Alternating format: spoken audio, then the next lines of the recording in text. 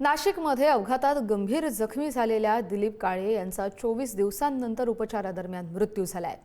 20 जुलै रोजी सातपूर त्र्यंबकेश्वर रोडवर रिक्षाची वाट पाहत असताना दुचाकीने त्यांना धडक दिली होती।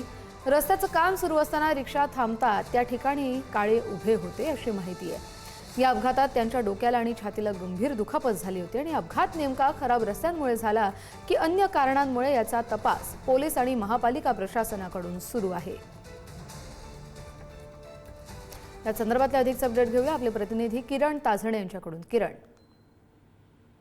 खरं म्हणजे सातपूर परिसरामध्ये गेल्या 24 दिवसांपूर्वी अपघात झालेला होता। दिलीप काळे हे रिक्षाची वाट पाहत असताना त्यांना एका दुचाकीने धडक दिलेली होती। त्या धडकेमध्ये त्यांना गंभीर इजा झालेली होती। डोक्याला हाताला त्यांच्या मार लागलेला होता आणि जवळपास 24 दिवसानंतर त्यांचा दुर्दैवी मृत्यू झालेला आहे।